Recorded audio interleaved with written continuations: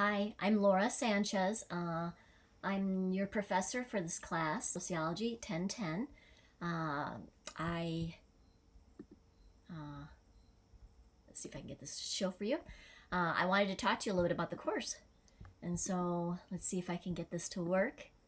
I'm not as slick at using QuickTime as I could be, but anyway, I'm going to be teaching you principles of sociology, and we're meeting on Tuesdays and Thursdays.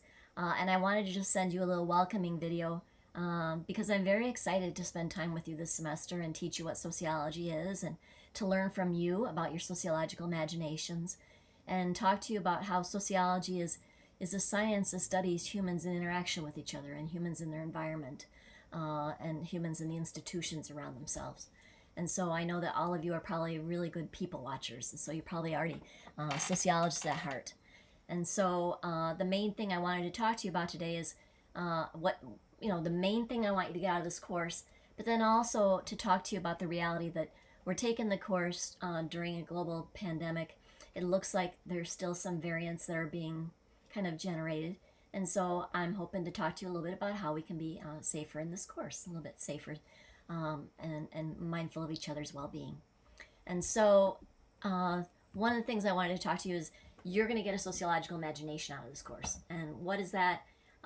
C. Wright Mills is this radical sociologist. He died when he was 45 years old, but he published so much and he did so much work.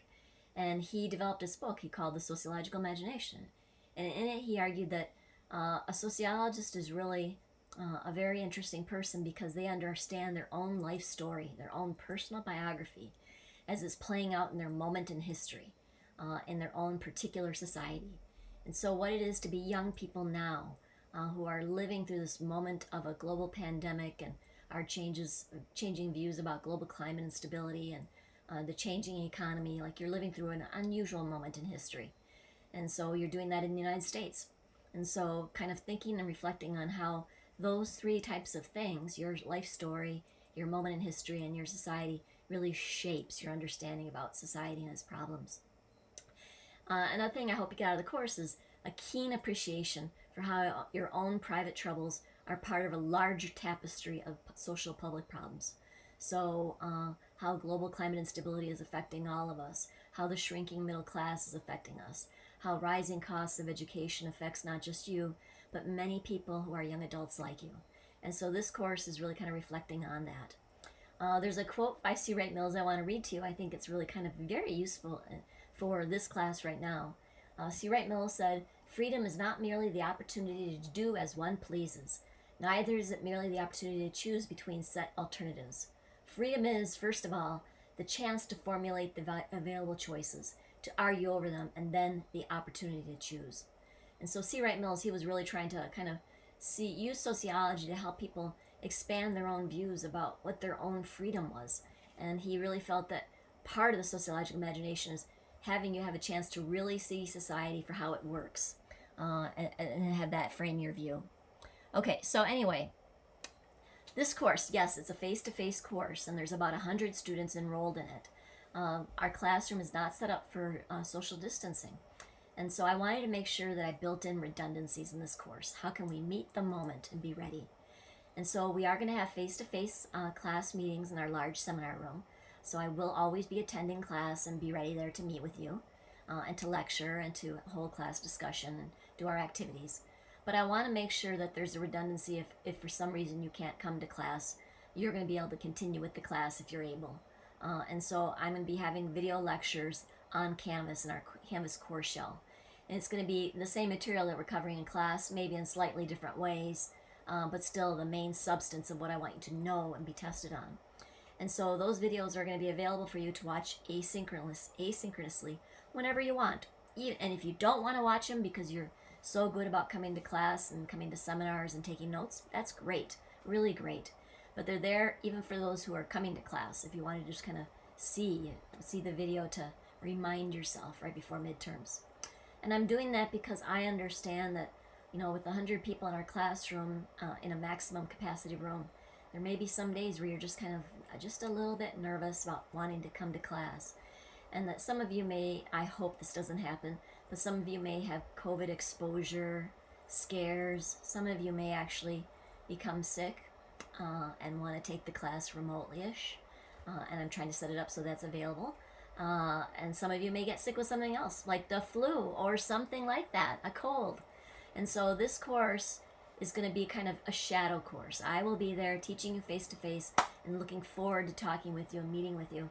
But I'm also structuring in ways that if you can't come to class, you can see the videos and you're prepared, and that you also get a chance to dialogue with each other by using discussion features within Canvas. So trust me, we're going to have built-in redundancies. And then the other thing you need to know is that all the readings, videos, podcasts, worksheets, anything you're going to do for this course is already in the Canvas course shell. And so you don't have to spend money, except for maybe a subscription to the New York Times Magazine for a semester, or New York Times newspaper for a semester. That one, sometimes I use quite a few articles from it, and you sometimes might cap at 10. All right, so that's the main thing I really want to tell you, that I want you to know that if for whatever reason on any given day you can't attend, you'll be able to have the material available to you.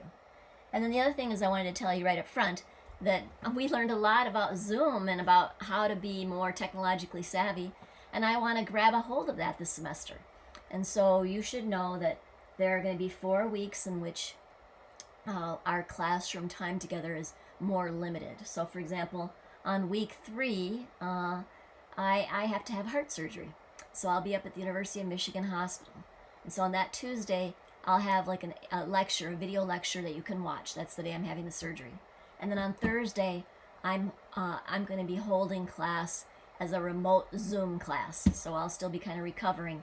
And so I'm hoping that you'll come and join me in the Zoom class. But if not, I'll have the video lecture for you to watch asynchronously. So there's that week where I'm kind of just dealing with dealing with some heart surgery I have to have. But then the other weeks on the week that we have fall break, the week that we have Veterans Day, and then Thanksgiving, we only have class 1 day on that week. And so what I've decided to do is we'll do something that's like an asynchronous video lecture or remote activity where you kind of log into Canvas and learn a little something and then do an activity to show that you were active on that day, but we don't meet face to face. So I'm trying to open up time where you can catch up with other work or have a breather from class but are still learning. All right, so the last thing I want to close with is a little bit about me. So, and I hope to learn a lot about you. So first of all, you're going to be sorry, you're going to know a lot about this. I'm a complete and total horse lover, a horse girl. Pony strong is my motto. And so I have currently 2 horses. I used to have 3 horses, but one passed away from colic. And then I had a pony when I was a little girl. And so this is my show pony that I have right now. His name is Blue Easy Renegade, and I call him Rennie. And I own him and take care of him, but he's a really fancy show horse, and so I lend him out to young people. And so here he is at a show with his young rider. At this time, she's 15 years old. She's a little bit older now, and she shaved a little heart onto his rear end. So that's Rennie. I also have. Here's when I had 3. To the right of you is Rennie when he was a little boy, a little tiny yearling pony. And you can see me looking all happy to be with my horses. And then the horse to my immediate right is Velvet Tenderness. She's a thoroughbred registered with the Jockey Club, and I have loved her every day of her life. I was with Rennie when I bred Rennie and owned his mother and picked out the stallion. So I was there when he was born, so I've been with him for 13 years of his life. But Violet I bought when she was 2 years old, and she's 19 now. And then that horse to the farthest right of me is Doc's on Speckled Rock, and that's Rennie's mother. She's the one who passed away. So you can see I'm completely bonkers about horses. I even have photos taken of me with my horses. This is a picture of Rennie when he was a little tiny baby. He was a week old in this photo. I was kind of like drunk with love for that pony, even at the moment of his birth.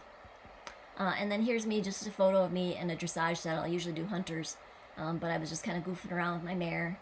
And then other things I like are, let's see if this continues. I like gardening. I have this really, amazing garden. I put up my own vegetables, and I have an herb garden, and sometimes I grow a lot of herbs so that I can make cocktails like mojitos and things. I've got a doggy. His name is Oscar, and I like to take Oscar for walks. I love walking, and I also love reading and traveling. And so that's a little bit about me. I can't wait to learn about you.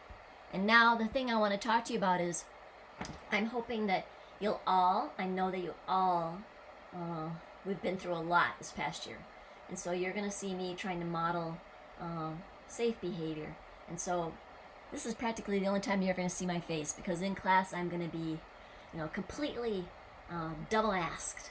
And I'm looking forward to trying to meet you by looking at your eyes, because all of you are wearing masks. And so we're going to be trying to take care of each other.